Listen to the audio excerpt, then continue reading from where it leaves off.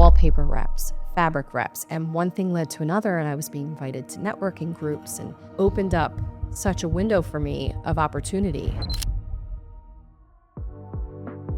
Welcome to the hOMe Show, where we sit down with builders, designers, and real estate professionals shaping the spaces we call home. I'm your host, Oscar Michaels, founder of hOMe Media. And in each episode, we dive into the stories behind the brands, the strategies behind the success, and the marketing moves that help these local leaders stand out. From concept to completion, from startup to legacy, this is where real conversations happen.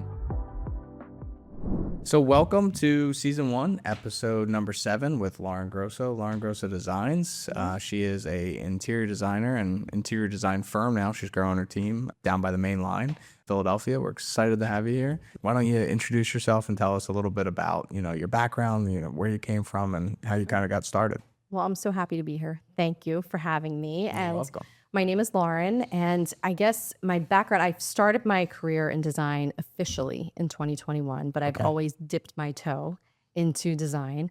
So I feel like we kind of have to go back to the beginning. 2004, right out of high school, like a year or so out, I went to school for radiology, X-ray first, and then I went on to become an MRI technologist. Did that from 2006 all the way through to 2021. So full-on career change for me. Wow. And throughout that time, as I was working, I had renovated 3 homes. The first one was in 2008, and I was 24, purchasing my first home, and I would take the realtor around, or she would take me around rather, and I would say to her, I don't want anything turnkey. I want something I can fully renovate myself. And my family thought I was crazy. My realtor thought I was crazy. They're like, why are you doing this? You should just get something that's like easy, you can move right in. And nothing felt like me. Sure. So find this property. It was like, hadn't been touched since the 70s, and it was like bad 70s, not good 70s. And it was my first taste of building design because I had to select my finishes, create a budget, create a timeline, hire a construction team. Meanwhile, working a career full-time. Meanwhile, working full-time, but you have a lot of energy back then in your 20s. And, and I was still living at home with my parents too. So it was kind of an easy, and the home was not far from them either. Oh, that's nice. Which was good. Yeah. I grew up in Glenolden in Delaware County. So that's kind of where this area was. The Delco girl. Delco girl. Yeah. Yeah. Not born and raised, but Delco most of my life. And, you don't have the accent, so it's okay. I can. I think I slip in and out here and there. I have more of a South Philly. I lean because that's where my parents are from. Yep. So I feel like I can go in that direction more than the Delaware County. But and same with my husband's so all my in-laws, everybody's from South Philly. And it was really kind of like this, I love this. This was so fun. And I got to go through the process and none of it was scary to me. And that was, in hindsight, my first indication that this would be a good career path for me. And then I went on to get married, and my husband and I purchased 2 different properties and did the same thing. And every time we would renovate, it was for us. So it wasn't for a flip or anything like that. So I feel like it was not a quick fix. They were intentional. We designed it, and I had a lot of thought behind it. And I would always joke as I worked at the hospital, like, oh, I should have gone to school for, interior design if I could do it another way. And never did I imagine that my life would go any other direction than the direction I was in. Like I was going to retire there and all of the things. And then COVID hit and it changed everything. And, there was like a restructuring of sorts. And in November of 2021, I ended up losing my position at the hospital. And I had 2 kids. I had lost my financial independence and all. And it just was very... It was a very scary time for me, although my husband said, we had conversations. Sure. We're fine. But I worked since I was 14 years old, and to lose a job like that, it was a blow. Yeah, but a setback. Huge. Mental too. It was. But at the same time, I was like, you know what? I've never done the stay-at-home mom thing. I'm going to, be with my kids and see where life takes me. And I'm very spiritual, believe in the universe and see what happens kind of a thing. And, very shortly after that, a friend called me up and said, I have this project. Will you help me? I like what you've done with your homes. And one thing led to another. So we're personally shopping, together and that kind of a thing with friends. And it very quickly turned into referrals that were real. And I needed to create an LLC. And it was just such a process. But I was so green back then. I had, only knew what I knew. And now the world of design is so, I'm so much more involved and understand. And now I have a team, and it's like so different from where I started. But, I believe in, like, if you take a setback and think, okay, I'm going to make this better for myself and not, become bitter or depressed or anything like that. Like, you have to just push forward, because I would have never left. Yeah. I would have never left. And then I would have never had this life that I have now. I wouldn't know you. I wouldn't be here. I wouldn't be enjoying this business that I've created. Wild to think about that. Wild. It That's really why is the wild. journey is just the best part. It really is. Every day. Like, I try and wake up every day with a positive attitude. Some days you're like, oh, I don't feel like going to work. I don't feel like doing this. Right. But if, you rewind back 5-10 years ago, you'd be dying to have the clients you have today and have the opportunity to go to work. I just saw an Instagram reel about that, and it hit home so hard. I was like, man, if I was, bitching about these clients 5 years ago, I wouldn't be. I would have been like, oh my God, I'm so excited. I got these clients. I got these work. And yeah. One thing always leads to another, it's just, you can't, life is crazy. It throws you curveballs. You have to just roll with the punches. And I was lucky enough to have something that I had a talent for. And then I suddenly was in a position where I could make that something. And it was like this light bulb moment, like, ooh, there might be something here. I'm going to kind of see where I can take this. And I'm a sky's the limit kind of person. Don't stop me. Sounds like doors are opening. Yeah, I mean, and it was very humble beginnings. I had no idea what I was doing. I just kind of like went for it. Similar to when I was 24 and renovated that home, I think I take risks and, within reason, obviously. Sure. But I've grown with the business and kind of forged my own path, and it's been a wonderful experience so far. Tell me about some of your design styles and maybe, discuss some of the trends that you're seeing in the market right now, maybe, from the previous years or leading into this year. Sure. What are you seeing now, and like what do you enjoy working on, and maybe what project you have going on now? Yeah, absolutely. I love our residential projects, but I've had opportunity to move into the commercial world of design, and that really is where I want to focus most of my energy, not all of it. Sure. But I would say trend-wise, I think clients are really looking for sustainability. That's something that I find. They want to make sure that these products are going to last them a long time. Sure. And I also find, maybe with a gentle nudge, that my clients are interested in vintage pieces too. And I love to pepper that throughout our projects, which is really nice. Yeah, I remember doing one, I think it was your house. Yes. You had a bunch of those vintage pieces, and that was cool. Very unique. It felt like it was definitely your own, your own style. It adds layers to the design, and it adds history. It's really cool. In fact, right now we're working on styling a bar for one of our clients in Naples. And we found these 1970s vintage Dior coasters. And it's like, it's such a tiny piece of the full picture, but it's, I don't know, the conversation that they can have when they're pouring a cocktail, and it's a big impact. Yeah, definitely. That's so cool. Yeah. So what trends are you seeing like in the market right now? Are people going, you said vintage, right? Mm-hmm. So like in terms of like, I guess, furniture and stuff, are people going, what direction? Is it like Art Deco, mid-century modern? Where's everyone going? And what are you seeing? I mean, we're getting a lot of questions about. I'm just curious. Yeah, honestly, I think, this is going to sound really bad, maybe, but I don't think I've seen like anyone come to me and say, I need to have this. They've really kind of leaned on me and my team to push them forward in that way.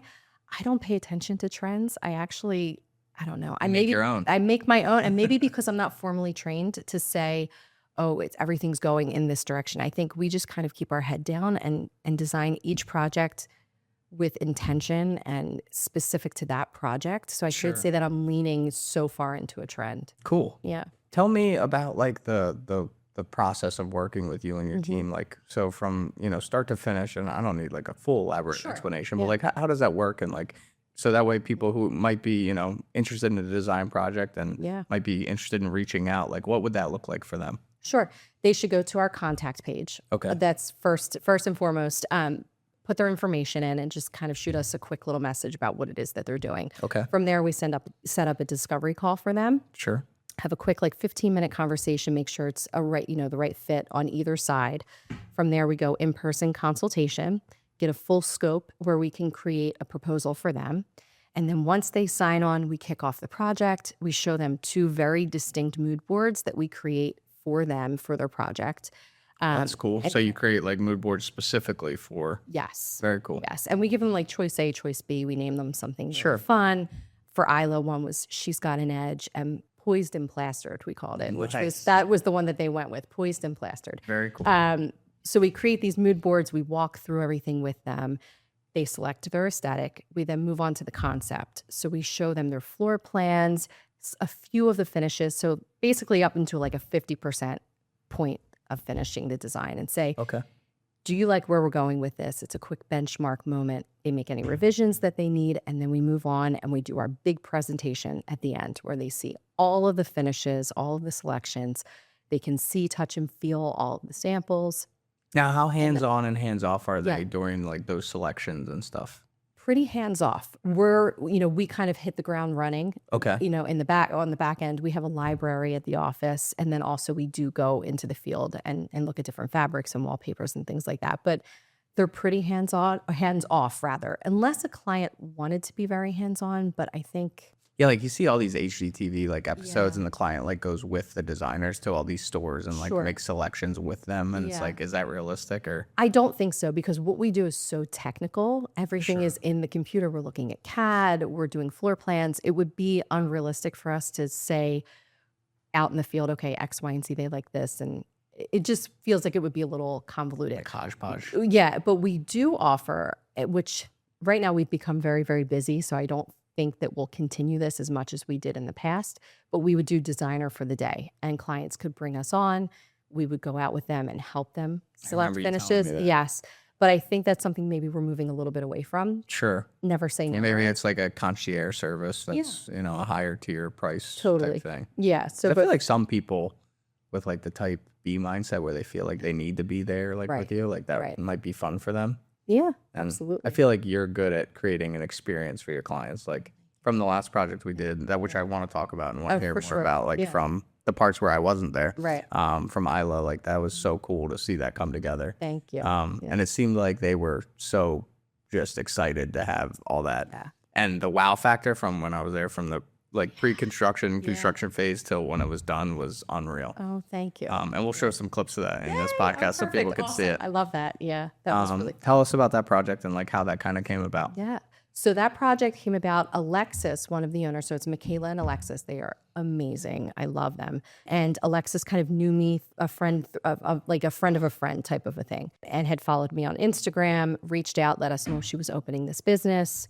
We had our initial, in-person consultation, and then we signed on, and that was it. But they had a very clear vision. They were the type of clients that shared their Pinterest board with me prior to starting. So we kind of were able to take that, dissect it, and create those moods for them. But they have such an eye, and I think being in the industry they're in, it's visual to begin with, so they were very they're creatives. Yeah, they were creative, so it was nice to work with them in that regard. Yeah. Very cool. What style would you say that was? Is that like boho with a mix of, I don't even know. I don't know. Maybe I would call it like a modern organic kind of. I like that. Yeah. That feels right from what it was. For sure. Tell us about some of the, design process that like went into that and some of the selections you made there, because I feel like those were just so, latest cutting edge of like selections for a design for a commercial space, right? Yeah. Yeah. One of the things that we heavily leaned into when we were creating the mood boards for them was brand identification. And not that we're marketing geniuses or anything like that, but we wanted, not only when you look at the salon as a wide angle, we wanted to create these vignettes for them so that clients could take selfies.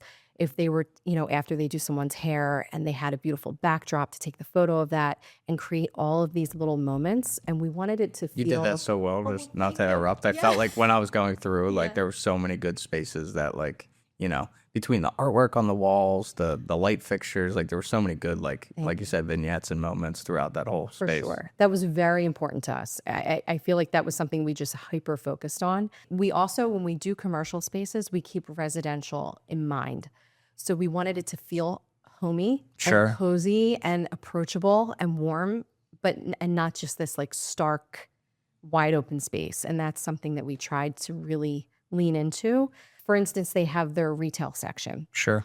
We did this beautiful marble table and this gorgeous chandelier that you would expect in the entryway of someone's home. Oh my God. But here it was right in this retail section. And it was the little moments like that. It's funny you say the word cozy. We just had another local designer in here, and she said the biggest word we're hearing for like our residential designs is we want cozy. Right. And like out here in Bucks County and also mainline where you're from, like all those massive estates, it's hard to make them feel cozy in some sense. And you know, people are wanting to add some more walls and do the less of the open floor plan, which is interesting. How does that like relate to the commercial space? Are you seeing that same thing? Like, I know that a commercial space has to be more open than your typical residential cozy space, but I feel like that was still cozy throughout, you know? And in fact, we added a lot of archways throughout the space. We did. And we wanted you to kind of have that experience where you move from one space to the next.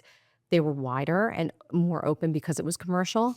But we did have that intention when we were doing that. So definitely, you know, feeling cozy, feeling more like home. Sure. Yeah. How long does a project like that take? Like, how many square feet was that about? About 3,000. 3,000? Maybe 3,500. And there was like 1, 2, 3, 4, 5 spaces, like 5 or 6 spaces. Oh, in this tanning area. So there's like 6 spaces. Like, how long from start to finish did that take from the design side? Not really.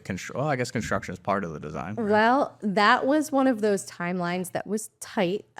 So ideally, as a designer, you want to be the first person hired on the team. And we were almost like the last ones to come in. Oh, man. Which was very, we were kind of playing catch up with the design. And it was very difficult, but we wanted that project and we wanted to make it work because it was very meaningful to us with our portfolio. So we said, okay, as a team, we're going to make this happen. So ideally, we would have had 2 months from start to finish to create that entire design, at least 6 weeks. We may have had maybe 3.5 weeks.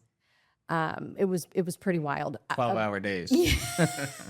Jen and I were on the phone a lot, very late at night. And in fact, it was the best thing that ever happened, though, because it was the propulsion.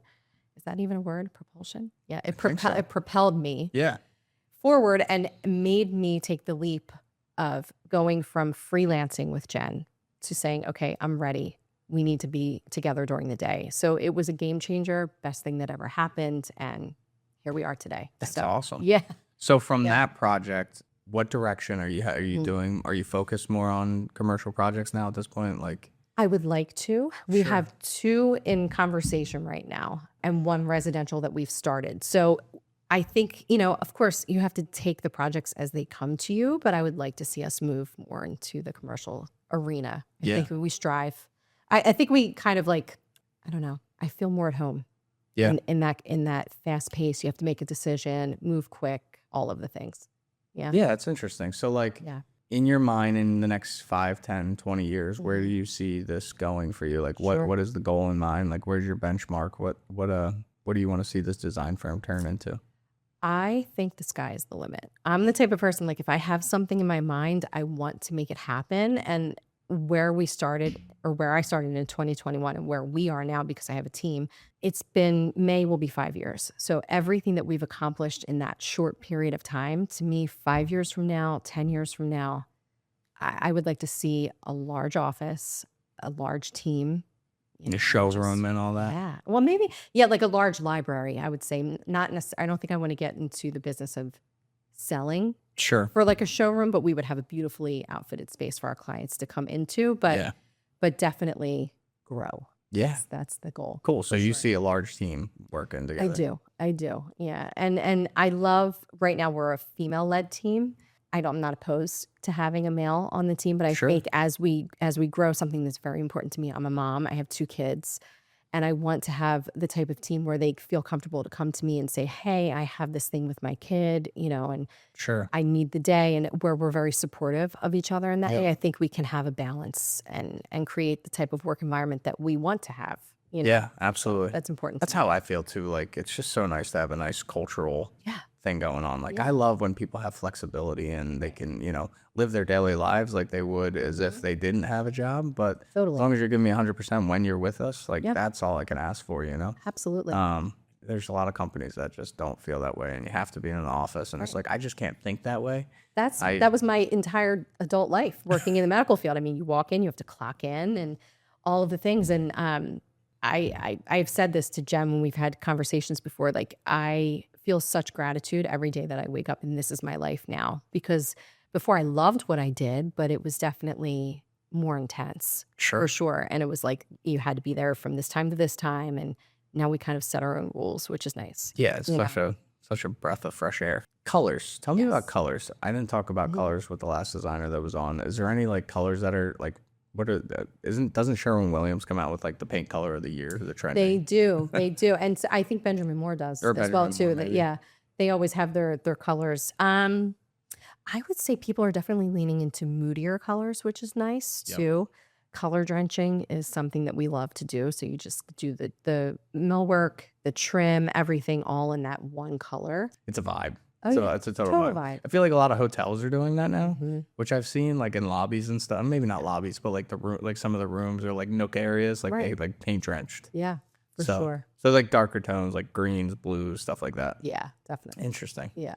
Have you where's like your main area that you do design work? Is it mainly mainline, or do you like venture to the shore? Do you do New York? Yeah, we do. And I feel like our projects have kind of like taken us on this path where we don't really have a set location. We've done New York, Naples, Florida. We have a project in LA right now. Oh my gosh. We're all over the place. We've done Margate, down the shore. So it's just kind of like, yes, we do local, but we're also all over the place. North Jersey, all the things. Does that require travel, or can you do a lot of that remotely, or how does that work? I think majority of what we do design-wise, once we have the floor plans, it's remote. We do everything in our office. We do have to have those site visits. Of course. Now, our client in LA, she's project managing her own deliveries and everything like that. So we did more of what's called online design. Sure. Where we do the design for her, and then she kind of implements everything on her own, which is really nice. And we'll get pictures from her and all of that. Interesting. But we can try, we would be course. willing to do that too, but the client may or may not want to make that type of investment. Yeah, it's definitely interesting. Like you were just saying, how business kind of takes you down these roads. Yeah. Like it's so funny. I started as a real estate photographer, Right. and I just didn't know what it was going to turn into. Of course, you look back 2020 hindsight. Not that it's good or bad. Like I love to travel. For sure. But I was just, local Bucks County photographer. Next thing you know, I was getting calls in Philly, and then I was New York. Right. And then it was LA or wherever. And it's great. Like in the end of April, we're flying out to Huntington Beach to do a job. The whole team's going. Awesome. It's just wild how this small, dream or idea in your head just actually starts, pieces start falling into place. And it's so rewarding. It really is. Every person I've had on here, I always say, like, do you ever take the time to reflect and look back on like where you started? And like, if you do, isn't it just so rewarding to really think, is. like how much hard work and tears and blood and sweat Oh my God. it just and took to get long there. days. I mean, especially in the beginning, my daughter was so young. Like I took her everywhere with me. If I was, she really was. So I would take her and she would be there, and she still, even with Isla, I brought her to the job site one day, and if that's like legal or not. But anyway, I brought her the one time, and and we got a picture of her with her little measuring tape and everything. So it's just kind of like where you make it work. And, but definitely reflecting is something that I look back a lot. And I'm so grateful for my clients in the very beginning that trusted me before I even had a portfolio to show. That was huge. I think even reflecting too, in the very beginning, I would go to any networking event, anything that I could, actually, this is something that I wanted to talk to you about. I would say one of the biggest like pivot moments for me. I want to get this out before. I know we're talking about reflecting, but I feel like this is like take it wherever you need to. Yeah. In the very beginning, I was so green in my career where I only knew of the shops that I would go to, or the big box stores for furniture and things like that. I had no idea about the world of design. I only knew what I knew, basically. Sure. And especially because I had switched careers and I was not formally trained. And I landed my very first big job where I had this townhome and this awesome couple. I had to furnish the entire home, switch out light fixtures, and paint and wallpaper everywhere. And there were all of these rooms. So I go to Sherwin-Williams and I pick out all of the paint chips and go back to the house.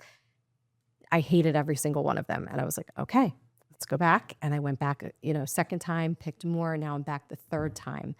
And Mike, who now I know very well at Sherwin-Williams because of, 5 years in, But he said to me, "Are you a designer?" And I'm like, "Yeah, maybe, I don't know." But kind of like pretending at this point. And he said, "Well, don't you have a rep?" And I was like, "What do you mean?" And he's like, "Designers have reps." Like, I literally did not even know that much to know that they had that. And he said, "Well, I'll put you in touch with Christina." And she called me and I explained to her kind of my journey and all of the things. And she's like, "Oh, don't worry, honey. Like, I'll send you a couple emails and we'll get together." So I got together with her and she gave me a paint kit. I had my Fandex because I'm thinking to myself, it's got to be easier than what I'm doing right now. sure. There's no way that people do this back and forth. And then she put me in touch with wallpaper reps, fabric reps. And one thing led to another. And I was being invited to networking groups and learning and all that. And it opened up such a window for me of opportunity. And I would like to say, like, our local reps, shout out to them, because honestly, in the beginning, I did have that, like, not imposter syndrome, because I don't think I'm that kind of a person, because I knew where I was. I wasn't pretending to be this like huge firm at that moment in time, you know, Of course. doing smaller projects. But it's intimidating, and you have these meetings and they're, you know, inviting you to showrooms and different things to see their product. But I knew that my clients at that time did not have budget Of course. for that, but they always invited me to the table and always brought me in, and they were always so kind and knowledgeable, and that it meant so much to me in the beginning. And now when we place our orders, I'm like, yes, Hell I get yeah. to like repay this person that was so kind to me 5 years ago. It's just kind of a really cool That's what it's all about. full circle like, moment. meeting people and just, you know, shaking hands with as many people as you can. And like, you just never know where that relationship could go. You really don't. I think networking is one of the most underrated and most powerful marketing tactics that any business owner can get involved in. For sure. It's most of the time free, right? Yep. There's networking groups, sure, that you can pay for. I don't know the benefit of that, but you know, tips are just passed out and leads are passed out constantly in these. And it might just be a quick, like, hey, give me a call tomorrow, or hey, let's go have lunch or a cup of coffee. And it just turns into something, It really does. a wow factor a decade later, you know, it could be an amazing relationship. Yeah, because you follow each other. You see the progression, and it's like then that project comes up that they call you for. And that's actually how I met Jen, was at one of these events. Really? So we went to a panel and we were listening to a few designers that were, you know, really well known in the area and had incredible businesses, and sat next to each other. And she was super cool, and we kind of kept in contact. And I got to a point where my business had grown and I needed floor plans and more technical design than what I was able to do. And I had called her up and said, "Hey, do you know of anybody that's like looking for side work?" And she's like, "Me?" She's like, "Call me up." And we started freelancing, and that was the beginning of our journey. Okay. So what's Jen's background? Like, what did she do before coming on with you? She's an interior architect, and she worked with a few other firms prior to coming on with me, but she has such an amazing background, which is really great, and her technical side. And then my design side would come together so well. Sure. It's really such an easy relationship that we have together. Okay, so she works on like the IT side of the design, so like CAD drawings, rendering, stuff like that. Absolutely. And we are able to give, like, she gives full construction sets to the teams, which is incredible. So she does electrical, plumbing. We can give them a reflected ceiling plan. We map out all the lighting, everything. So we really are a full service interior design. Yeah, that's studio, which is amazing. Yeah. Let's backtrack a bit. So coming from your earlier career, what values did you bring from like that, you know, that earlier day Lauren to now today's Lauren? Like what carried over and what was valuable to you For sure. to bring from that field to this field? Absolutely. Well, the medical field is a business at the end of the day. You know what I mean? It really is a business. It's about moving and making decisions and all the things, you know, in addition to patient care. So I had that full background, especially the last 3 years of my career. I was the lead technologist. So I had a team under me. I was in charge of day-to-day, all of the protocols that were in the machine, making sure that was all up to date. And I had to answer to my director, the management above them, the physician. So I kind of was sandwiched between the two groups. And it's not any different than what I'm doing right now. You know, I have my construction teams and clients and all of the things. And sometimes construction and timelines, it can be intense. And I feel like I never, like, it takes a lot to rock me. I'm very even keeled because of that. So I take all of that management experience that I had and I bring it over here. So, you know, something's delayed or something happens or whatever, I'm just kind of like, okay, nobody's sick. Yeah, no one's dying. No one's dying. Nobody is going to leave here, and we see a scan and, that we know that might change that person's life. Sure. No, okay, your sofa's delayed. We can deal with that. Yeah, exactly. Right. So I feel like I carry that over and I have a sense of calm. And I also think where I am in my life, I'm in my 40s now. So it's where I don't know. I think I'm just like very like, it's a big, it's a big asset to carry over. Yeah. I find, when a client is really upset about something or, something wasn't, didn't happen as they expected. It's like, take a deep breath.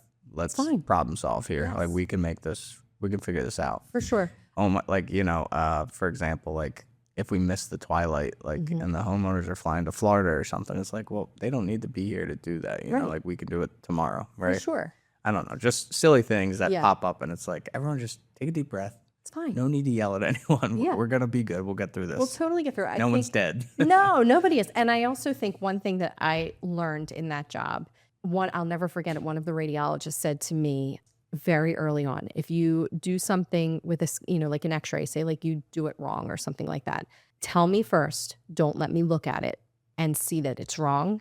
And that you just wanted to see if I was going to miss something, like bring it to my attention first. And I always kept that with me. I'm like, so I am a big proponent of like fall on the sword. If we missed something, if, whatever it is, I will go directly to the source and say, hey, I missed that email or I missed whatever it is. Yeah, sure. Additionally, I think if we get some bad news that a client, a vendor calls us and says, hey, this is not going to come in or whatever the case is, or something's damaged or we have to pivot in the design in some way, I will come up with 2 solutions that we've worked on for however long that it takes before I go to that client and say, okay, I have to present some bad news to you, but I also have 2 solutions. That's like a big thing for me. I'm going to just hit them with something and let them think about it, absorb that. Right. Solution in mind. Totally. Like that's what we're here for. We're here to guide you through the process and make it as easy as we possibly can. Speaking of like, issues that come up, like what's I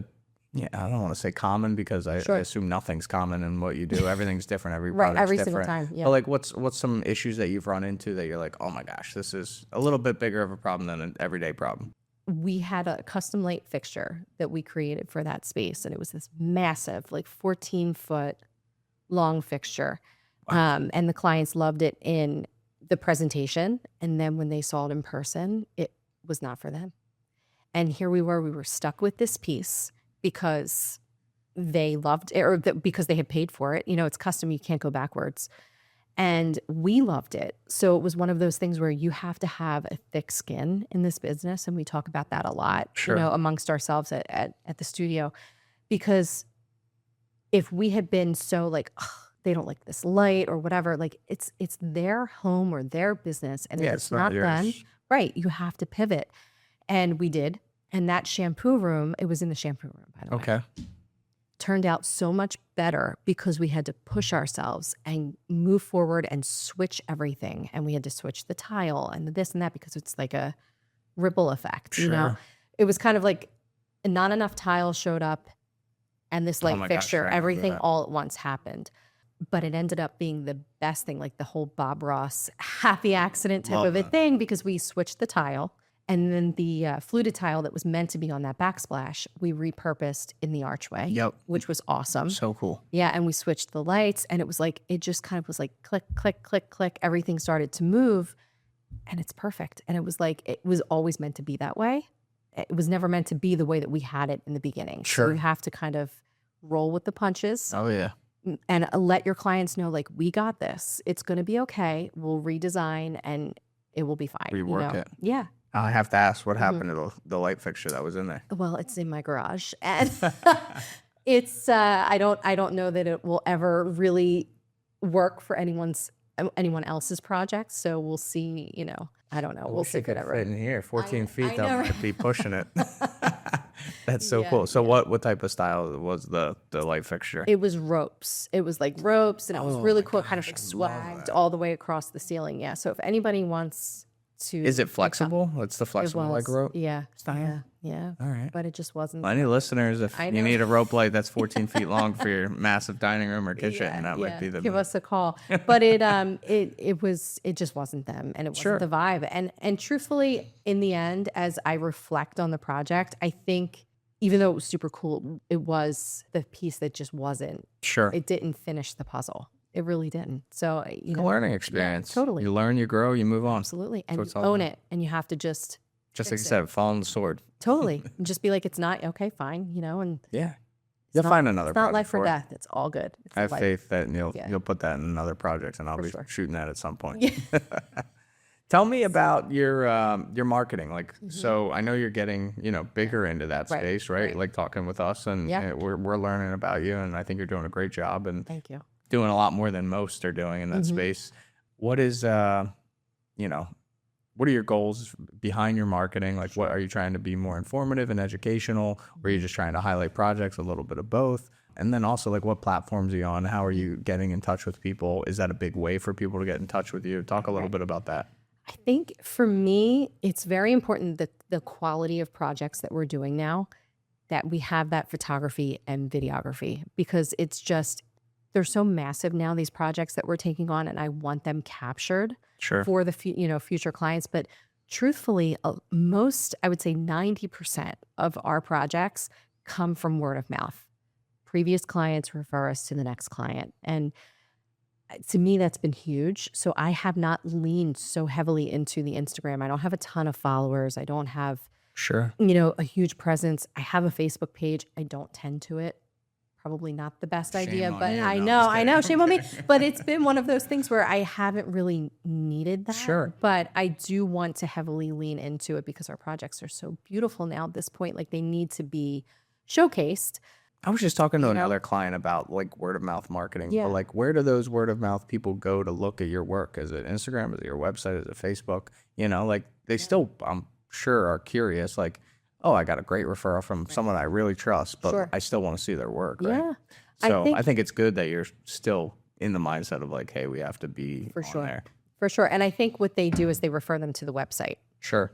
And then Instagram too, depends on, demographic and what age bracket the person's in and all of those things. Do they have an Instagram and all of that? But definitely we put everything onto the website so that they can see those pictures there. But Instagram's huge too. Like one of the commercial ones that we're looking at right now, they found us on Instagram. Nice. So I think that is starting to gain traction, probably because of you. And I don't know about that. No, it is true. Because of you, because of Jenna, who does our photography, so that, in the beginning, I'm putting the phone on portrait mode and doing it myself. So it's fun. Like, I go through, I wouldn't say that I have a ton on my Instagram, but I'll definitely like scroll back, with the reflecting. I go back to the beginning and I'm like, wow, like that was like so different than what we're doing now. So I'm excited to see how it grows for sure. Absolutely. Yeah. I think another big like outlet that we're going to start seeing more and more is like the AI search results.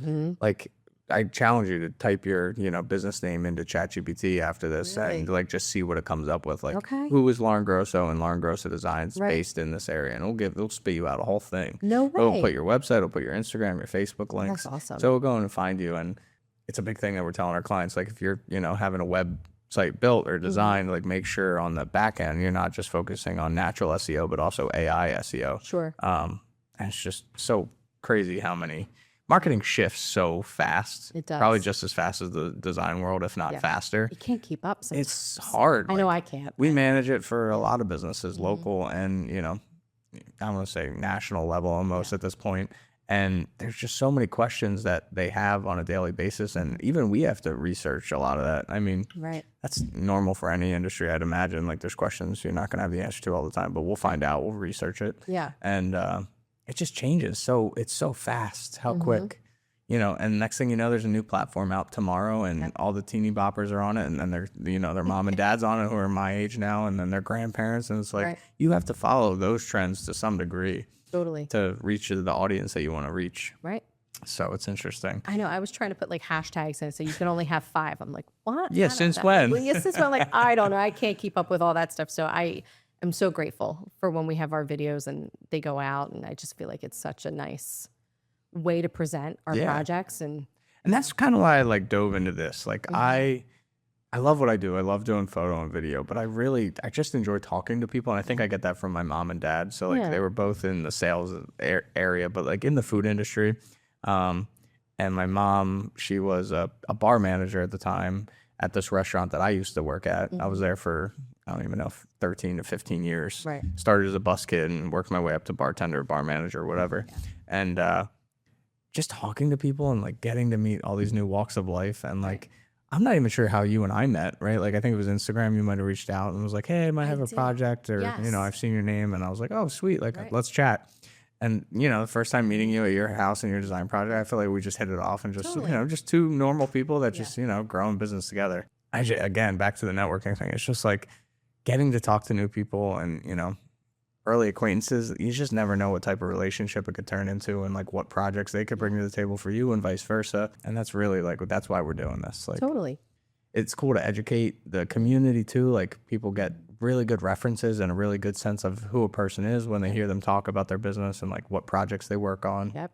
And I just feel like that's invaluable to be able to bring that to local community members and, you know, other industry people. Yeah. So like hopefully some builders hear about you and they give you a call. I really hope that's the case. And that's really why we do it. No, absolutely. We have with Isla that we just finished, the construction crew we worked with, they were so incredible. And it's just when that magic happens, when you have a really good team and everyone understands the concept and works well together, it's just such a cool way to be involved in the projects from early on. Construction team. So yes, builders reach on out. Let's have a conversation. All industries. I hope electricians reach out. It's just great to have all these partners. And in, like, for example, I started a local networking group. It's called the Bucks Business Group. Yes. It started with a couple other people and they reached out and we started with like 5 to 7 people. Yeah.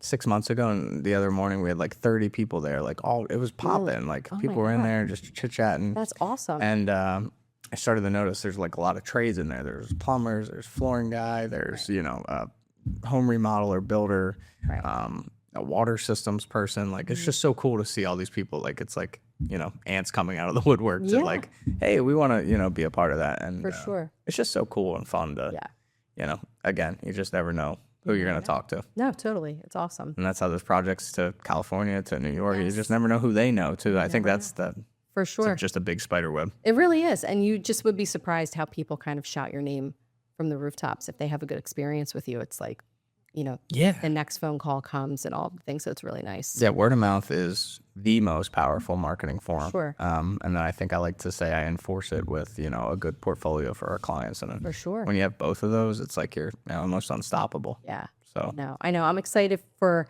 the future projects that are coming up for you to film those because I think what we have in the works 2026 is going to be really cool. I'm excited for that to come to fruition. I'm excited for you. Yeah, thanks. What just to wrap up here, like, do you go to any of those things like the interior designer events? What is that in North Carolina? I forget what it's called. High Point. High Point. Last year I was planning to go to High Point and then it just did not work out. Sure. But I have purchased a lot through High Point. Okay. I should know that's like the staple of like the design, like the design. Thousands of people I know. I'm hoping to get there this fall. We'll see. But I have to say, I've been so busy every year and I have my 2 kids. It's like very difficult to get down there, but I have great relationships with the reps down there. In fact, we were sourcing vintage, which I love.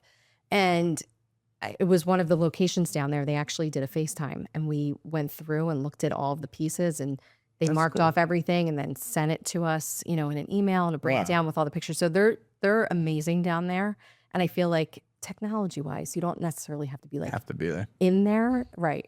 Yeah, I feel the same way. Like there's a lot of like photography conferences to you know learn, you know, from some of the best photographers in the world. They all come and do keynote speaker things and you know, you see their gear and what they're using and how it's valuable. Right. But with YouTube now, it's like I can just watch this guy on YouTube and rewind if I have to, which is so valuable to me because I get sidetracked doing whatever. But yeah, I'm just curious, like if you're going to be traveling, if people can, you know, meet you there, whether it's another designer or whatever. For sure. Do you have any like other, you know, events locally that you're going to be involved in or like networking events or anything like that where people could run into you? Just for me right now, my focus is building what we have. Like, like I'm hyper focused on growth, building and the projects that we have coming up.